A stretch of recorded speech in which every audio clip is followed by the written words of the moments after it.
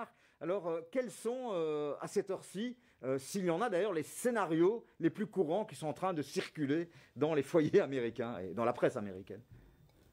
On va rentrer vraiment dans le concret, Stéphane. Il y a vraiment deux gros scénarios qui sont en place et je vous invite à regarder la carte du collège électoral puisque tout se décide au niveau local. En bleu, les États qui sont quasiment assurés d'être gagnés par Joe Biden. En rouge, les États favorables à Donald Trump. Les États pivots sont en couleur or et vous avez deux options. Les États du nord des États-Unis, la ceinture de roue dont vous venez de parler, traditionnellement démocrate, qui a choqué par son vote Trump en 2016, tout indique qu'ils vont retourner chez les démocrates. Ce sont les États que vous voyez en bleu clair.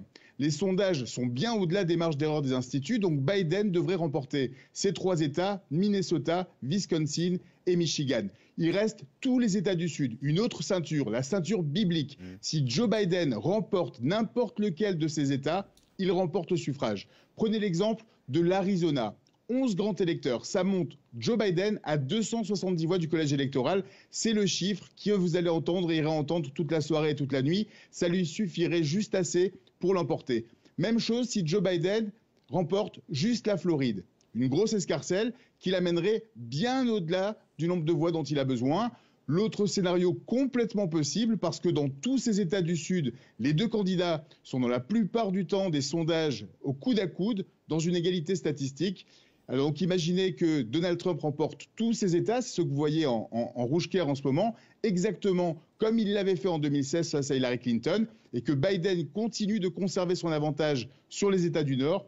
Là, vous avez une égalité parfaite, 259 voix du collège électoral chacun, pas suffisant pour l'emporter, et tout se jouera alors en Pennsylvanie. La Pennsylvanie que vous voyez encerclée en jaune, 20 grands électeurs, tant convoités par chaque camp. C'est pour ça que les deux campagnes ont battu le terrain de manière massive là-bas. Et la Pennsylvanie, c'est aussi le plus problématique, celui où tout peut se jouer dans les tribunaux. L'État qui permet de recevoir des bulletins de vote jusqu'à vendredi, que le président américain conteste. L'État qui aura probablement un résultat partiel en faveur du président américain ce soir, parce que les républicains votent davantage en personne le jour de l'élection et que les démocrates votent davantage par correspondance et que ces bulletins ne seront pas encore dépouillés. C'est le scénario catastrophe qui mettrait le résultat de cette élection en géopardie. Catastrophe parce qu'on n'aurait pas de président ce soir et parce que c'est le scénario qui verrait ce scrutin se décider dans les tribunaux. Donald Trump a déjà promis des procès pour contester l'élection en cas de défaite. Les avocats des deux camps sont déjà sur le terrain. Alors, il y a un autre scénario qui vise à déjouer tous les pronostics et qui donne Trump largement gagnant. Oui, Stéphane, un troisième scénario qui va à l'encontre de toutes les prédictions et c'est l'Institut de sondage Trafalgar qui le soutient. La carte montre un raz-de-marée pour Donald Trump à 322 voix du collège électoral. Il gagnerait des voix par rapport à 2016. Alors pourquoi il faut écouter cette prédiction?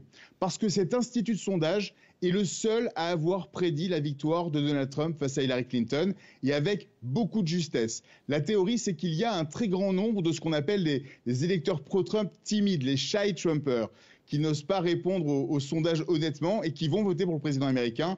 C'est ce qui donnerait un tel résultat. Et cette théorie est également soutenue par le réalisateur Michael Moore, qui avait également pronostiqué une victoire républicaine en 2016. Donc c'est important d'avoir ce scénario en tête. Et pour avoir couvert de nombreuses élections, je vais quand même me lancer et dire que j'estime quand même que les autres instituts de sondage sont probablement davantage dans le vrai. D'abord, à cause du vote massif de ce cycle électoral.